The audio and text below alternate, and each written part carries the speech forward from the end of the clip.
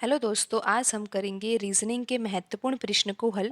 और दोस्तों, इन प्रश्नों के अभ्यास के माध्यम से आप अपनी किसी भी परीक्षा की तैयारी को बेहतर कर सकते हो। आइए दोस्तों, शुरू करते हैं आज का पहला प्रश्न। दोस्तों, यहाँ पर प्रश्न में दिया हुआ है कि दी गई श्रृंखला में अगली संख्या क्या होगी। और दोस्तों, सीरीज यहाँ पर दी हुई है 3, 11, 38, 102 प्रश्न चिन्ह और लास्ट में लिखा हुआ है 443। तो दोस्तों, हमें यहाँ पर ये पता लगाना है कि यहाँ पर प्रश्न चिन्ह के स्थान पर दिए गए ऑप्शन में जो संख्याएं लिखी हुई है उनमें से कौन सी संख्या यहाँ पर प्रश्न चिन्ह के स्थान पर आएगी। तो दोस्तों, ये पता लगाने के लिए कि यहाँ पर प्रश्न चिन्ह के स्थान पर कौन सी संख्या आएगी, सबसे पहले तो दोस्तों हमें यहाँ पर सीरीज में जो पैटर्न लग रहा है उस पैटर्न को समझना होगा। अगर हम पैटर्न को समझ जाते हैं तो फिर ये पता लगाना कि प्रश्न चिन्ह के स्थान पर कौन सी संख्या आएगी बहुत ही आसान हो जाएगा। तो आइए दोस्तों, सबसे पहले तो हम यहाँ पर जो नंबर्स दिए गए हैं इन नंबर्स में कौन सा संबंध है उस संबंध को पता लगाने का प्रयास करते हैं। अगर हमें संबंध पता लग जाएगा तो फिर ये भी पता लग जाएगा कि प्रश्न चिन्ह के स्थान पर कौन सी संख्या आएगी। तो दोस्तों, पहले तो आपको स्वयं इस प्रश्न को हल करके देखना चाहिए। उसके बाद आप वीडियो में सॉल्यूशन को भी देखें कि वीडियो में किस तरह से इस प्रश्न को हल कराया जा रहा है।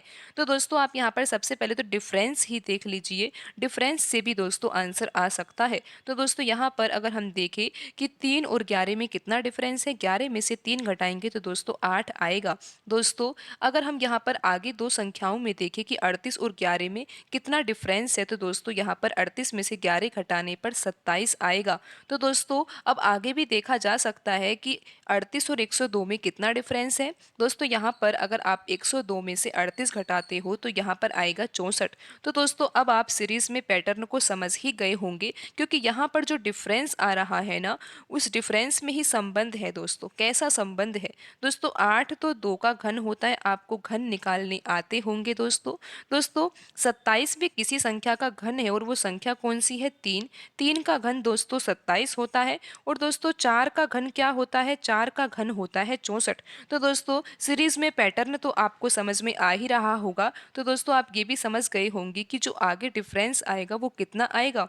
125 आएगा। क्यों आएगा दोस्तों 125? क्योंकि 4 के बाद आता है 5 और 5 का घन कितना होता है दोस्तों? 5 का घन 125 होता है। तो दोस्तों, यहाँ पर संख्या ऐसी आनी चाहिए जिसमें अगर हम 102 से डिफरेंस निकाले यानी कि अंतर निकाले तो कितना आ जाए? 125 आ जाए। तो दोस्तों, यहाँ पर संख्या कौन सी आएगी? दोस्तों, अगर हम 102 में 125 जोड़ते हैं तो कितना आता है दोस्तों? 227 आता है। तो दोस्तों, यहाँ पर प्रश्न चिन्ह के स्थान पर कौन सी संख्या आनी चाहिए? 227 आनी चाहिए। समझे दोस्तों कि यहाँ पर प्रश्न चिन्ह के स्थान पर कौन सी संख्या आएगी? एक बार आप फिर से देख लीजिए दोस्तों, यहाँ पर है प्रश्न चिन्ह और यहाँ पर है 443। दोस्तों, यहाँ पर जो डिफरेंस है वो 8 का है, यहाँ पर डिफरेंस 27 का है, यहाँ पर डिफरेंस दोस्तों 64 का है और आगे डिफरेंस 125 का है। और इससे आगे भी आप पता लगा ही सकते हो कि डिफरेंस होगा 216 का, क्योंकि 125 5 का घन है तो 5 के बाद आता है 6 और 6 का घन होता है दोस्तों 216। दोस्तों, 102 तो यहाँ पर लिखा ही हुआ है। अगली संख्या यहाँ पर कैसे पता लगाई जा सकती है? दोस्तों, 102 में 125 जोड़ेंगे तो यहाँ पर आ जाएगा 227। और अगर अब आप 227 में से 102 घटाओगे तो 125 ही आएगा। और दोस्तों, 227 और 443 में भी संबंध उसी तरह का है जैसे कि बाकी सभी संख्याओं में है।